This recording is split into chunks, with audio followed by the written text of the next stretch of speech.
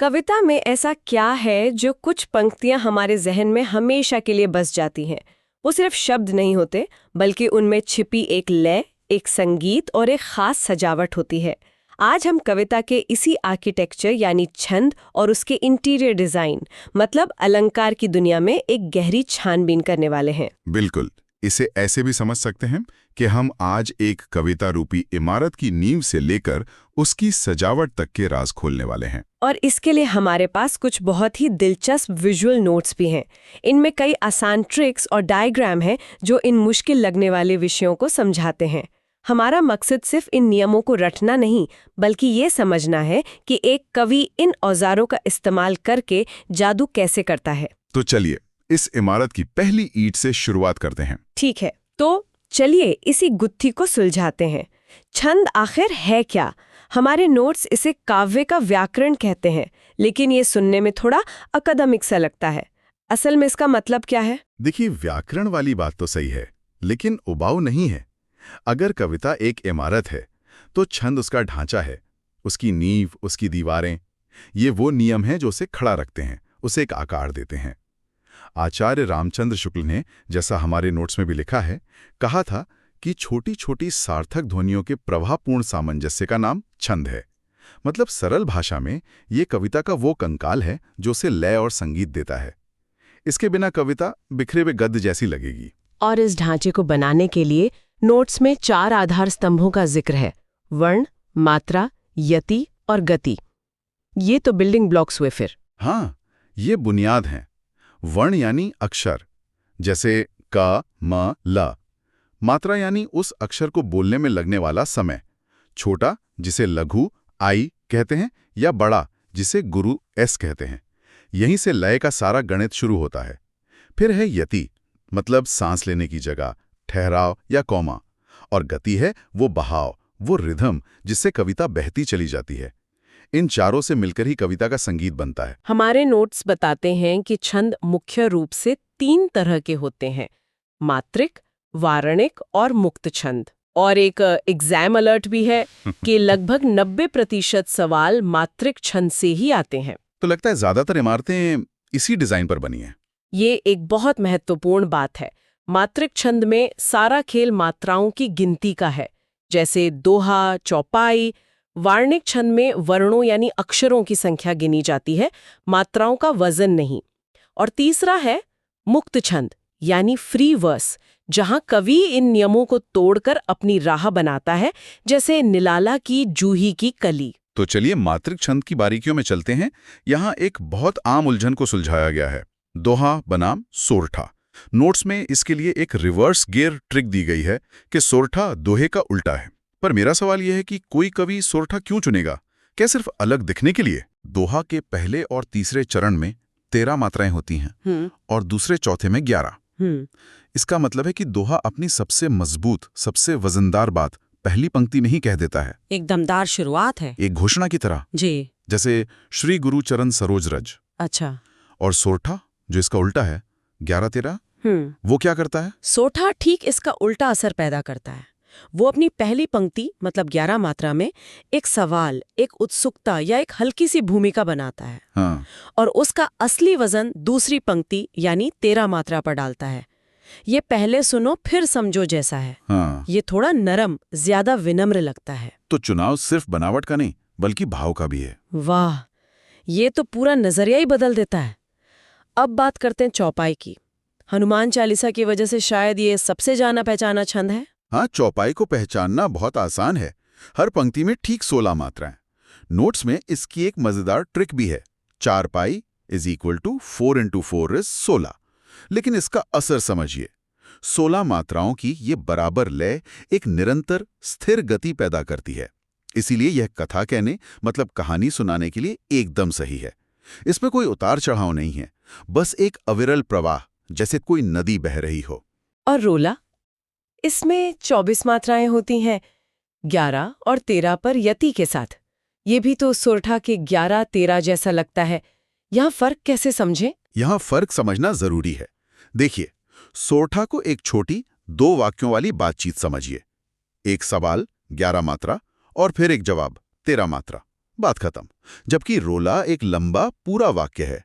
उसमें 11 मात्राओं के बाद बस सांस लेने के लिए एक छोटा सा कॉमा मतलब यति आता है, लेकिन बात 24 मात्राओं के बाद ही पूरी होती है। ये ज्यादा विस्तृत और भव्य लगता है। तो कभी-कभी कवि सिर्फ एक छंद से संतुष्ट नहीं होते, उन्हें और भी बड़ा कैनवस चाहिए होता है।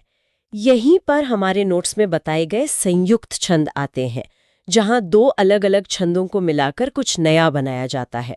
बिल्कुल, जैसे एक आर्किटेक्ट दो अलग अलग स्टाइल मिलाकर एक नई डिजाइन बनाता है। कुंडलियां जो दोहा और रोला को मिलाकर बनता है, इसकी सबसे बड़ी पहचान ये है कि यह जिस शब्द से शुरू होता है उसी पर खत्म होता है। ये अपनी बात को एक चक्र में पूरा करता है, उसे मजबूती से स्थापित करता है। इसी तरह छप्पे है जो रोला और उल्लाला से मिलकर बनता है, वो और भी जटिल संरचना है। मात्रिक छंद के बाद नोट्स में वार्णिक छंद का भी जिक्र है। इसमें मात्राओं की जगह वर्ण गिने जाते हैं। इसे समझने के लिए यामा ताराज भांसलगा जैसा एक सूत्र दिया गया है, जो देखने में काफी डरावना लग सकता है। हाँ, ये सूत्र पहली नजर में थोड़ा जटिल लगता है, लेकिन इसका सार बस इतना है कि यह छोटे और बड़े अक्षरों के 3-3 के समूह बनाता है, जिन्हें गण कहते हैं। ये ठीक वैसा ही है जैसे कोई संगीतकार सुरों का एक खास पैटर्न बनाता है, जैसे सारेगा या गामापा। आज हम इसमें ज्यादा गहरे नहीं उतरेंगे, क्योंकि जैसा हमारे नोट्स कहते हैं, ज्यादातर कविताएं मात्राओं के खेल पर ही आधारित होती हैं। नोट्स में एक एग्जाम मास्टर ट्रिक के तौर पे एक फ्लो चार्ट भी है। पहली लाइन की मात्राएं गिनो, 16 है तो चौपाई, 13 है तो दोहा, 11 है तो सोरठा। ये तो बहुत साफ है, लेकिन क्या कविता हमेशा इतने सीधे नियमों में बंधती है? क्या कोई ऐसा उदाहरण है जहां ये ट्रिक फेल हो जाए? यह एक शानदार सवाल है। यह फ्लोचार्ट एक बेहतरीन फील्ड गाइड है। यह आपको 90% मामलों में सही छंद पहचानने में मदद करेगा। लेकिन कवि कलाकार होते हैं, गणितज्ञ नहीं। वे कभी-कभी नियमों को थोड़ा मोड़ देते हैं। तो इसे एक कानून की किताब की तरह नहीं, बल्कि एक शुरुआती गाइड की तरह दिखना चाहिए। यह आपको सही दिशा दिखाता है, पर असली समझ तो कविता के भाव और लय को महसूस करने से ही आती है। ठीक है, तो हमने कविता की इमारत का ढांचा, उसकी दीवारें और छत समझ ली। अब आते हैं उस हिस्से पर जो उसे घर बनाता है, उसकी सजावट, उसका रंग रोगन, यानी अलंकार। बिल्कुल, अलंकार यानी आभूषण। अगर छंद शरीर है तो अलंकार उसके गहने हैं। ये कविता को सिर्फ सुंदर नहीं बनाते, बल्कि उसके अर्थ को और गहरा और असरदार बनाते हैं। नोट्स इन्हें दो मुख्य भागों में बांटते हैं, शब्दालंकार और अर्थालंकार। ये विभाजन क्यों जरूरी है? ये इसलिए जरूरी है क्योंकि इससे पता चलता है कि चमत्कार कहाँ छिपा है। शब्दालंकार में जादू शब्द की ध्वनि में होता है।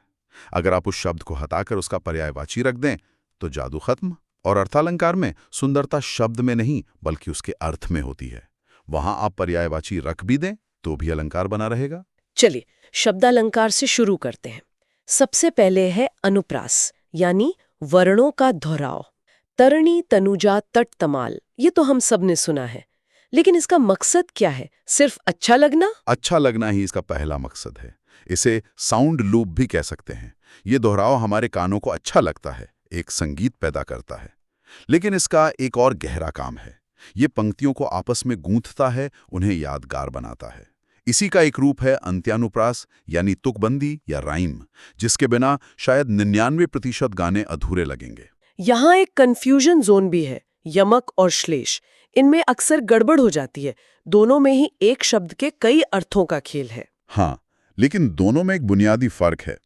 यमक अलंकार को ऐसे समझिए जैसे एक कमरे में दो हमशक्ल जुड़वां भाई हैं, पर दोनों की पर्सनैलिटी अलग है। शब्द दिखता एक जैसा है, पर वो दो अलग अलग चीजें हैं। जैसे कनक कनक ते सौगुनी, यहाँ एक कनक मतलब सोना और दूसरा कनक मतलब धतूरा। ये दो अलग अलग शब्द हैं जो सिर्फ दिखने में एक जैसे हैं। और श्लेष? श्लेष का मतलब ही है चिपका हुआ।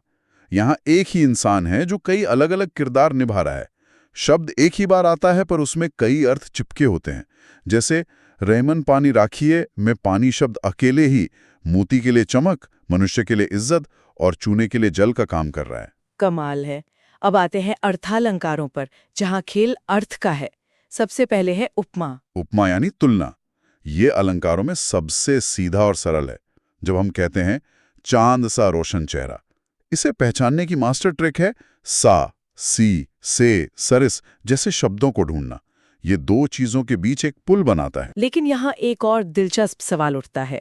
हमारे नोट्स में रूपक और उत्प्रेक्षा भी हैं। एक कवि उपमा की जगह रूपक क्यों इस्तेमाल करेगा? जब आप कह सकते हैं कमल जैसे चरण, तो चरण कमल कहने की क्या जरूरत है? ये दूरी का खेल है। उपमा मतलब जैसे तुलना तो करती है, पर एक दूरी बनाए रखती है। कमल जैसे चरण का मतलब है कि चरण कमल नहीं है, बस उसकी तरह सुंदर हैं। लेकिन रूपक यानी मेटाफर इस दूरी को मिटा देता है।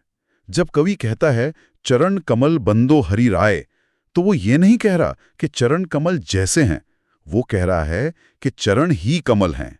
यहां कोई भेद नहीं है, दोनों एक हो गए हैं। ये बहुत ज्यादा शक्तिशाली, तीव्र और गहरा भाव पैदा करता है। और उत्प्रेक्षा? उत्प्रेक्षा यानी इमेजिनेशन इन दोनों से अलग है। इसमें ना तो तुलना है, ना एकरूपता। इसमें कल्पना है, संभावना है, मानो ऐसा हो। इसे मनु, जनु, मानो, जानो जैसे शब्दों से पहचाना जाता है। मनुहु नीलमणि सैल पर आतप पर्यो प्रभात। यहां कवि दावा नहीं कर रहा, वो बस एक खूबसूरत कल्पना हमारे सामने रख रहा है कि ऐसा लग रहा है मानो। ये कविता को एक स्वप्न जैसा एहसास देता है। अब उन अलंकारों पर आते हैं जिन्हें समझने में मुझे सबसे ज्यादा मजा आता है, क्योंकि ये थोड़े फिल्मी लगते हैं। पहला है अतिशयोक्ति। मुझे तो ये बॉलीवुड के एक्शन सीन जैसा लगता है। बिल्कुल सही पकड़ा आपने। अतिशयोक्ति यानी हाइपरबोल का मतलब ही है किसी बात को इतना बढ़ा चढ़ाकर कहना कि यकीन करना मुश्किल हो जाए, लेकिन उसका असर सीधा दिल पर हो। हनुमान की पूंछ में लगन न पाई आग, लंका सिगरी जल गई। यहां तर्क नहीं, भावना देखी जाती है। और दूसरा है मानवीकरण। मानवीकरण, पर्सोनिफिकेशन, कविता को जिंदा कर देता है। जब हम प्रकृति या निर्जीव चीजों को इंसानों की तरह महसूस करते हैं, हंसते रोते दिखाते हैं, जैसे फूल हंसे, कलियां मुस्काईं। हाँ, या जैसे मेरी कार सुबह स्टार्ट होने से मना कर देती है, तो मुझे लगता है कि वो मुझसे नाराज है। ये भी तो एक तरह का मानवीकरण ही हुआ। बिल्कुल, हम सब अपनी जिंदगी में इसका इस्तेमाल करते हैं। कवि बस इसे शब्दों में ढालकर अमर कर देता है, या पाठक को प्रकृति से भावनात्मक रूप से जोड़ता है। नोट्स के आखिर में कुछ स्पेशल केस अलंकार भी हैं, जैसे विभावना। ये तो जादू जैसा लगता है। हाँ, ये बहुत काव्यात्मक विचार है। बिनु पग चले सुने बिनु काना, मतलब बिना कारण के काम हो रहा है। हाँ, यह तर्क की दुनिया से परे जाकर एक चमत्कार, एक दैवीय शक्ति की भावना पैदा करता है। यह कविता की शक्ति है। और अंत में एक बहुत उपयोगी एग्जाम नाइट चीट शीट है, एक तालिका। लेकिन अब मुझे लग रहा है कि ये सिर्फ एक चीट शीट नहीं है, बल्कि एक तरह से कवि के टूल बॉक्स का नक्शा है। आपने बहुत अच्छी बात कही। ये वही है। उपमा तुलना का औजार है, रूपक एक रूपता का औजार है, उत्प्रेक्षा कल्पना का औजार है, यमक हम शक्ल का औजार है, और श्लेष एक में अनेक का औजार। ये तालिका याद करने के लिए नहीं, बल्कि ये समझने के लिए है कि कवि के पास कितने तरह के रंग हैं अपनी तस्वीर बनाने के लिए। तो कुल मिला के अगर हम अपनी इमारत वाली बात पर वापस लौटें, तो छंद वो मजबूत ढांचा है जो कविता को गिरने से बचाता है, और अलंकार वो कलाकारी है जो उसे एक बेजान ढांचे से एक खूबसूरत घर बनाती है। इन ट्रिक्स और पैटर्न को समझने के बाद ये विषय उतने भी मुश्किल नहीं लगते। बिल्कुल, और इन तत्वों को समझना सिर्फ परीक्षा के लिए ही नहीं, बल्कि कविता, गीत, यहाँ तक कि अच्छी स्पीच के आनंद को महसूस करने के तरीके को भी बदल देता है। इससे कला की वो परतें खुलती हैं जो पहले शायद नजर नहीं आती थीं। आप समझने लगते हैं कि कोई बात आप पर इतना गहरा असर क्यों कर रही है। जाते जाते एक सवाल सोचने के लिए छोड़ते हैं। आज की मुक्त छंद या फ्री वर्स की कविता में जहां आर्किटेक्चर के पुराने नियम यानी छंद अक्सर तोड़ दिए जाते हैं, क्या आपको लगता है कि अलंकार का महत्व यानी घर का इंटीरियर डिजाइन और सजावट और भी ज्यादा बढ़ गया है, ताकि वो इमारत फिर भी एक घर लग सके, या फिर लय और तुक के बिना कविता अधूरी है?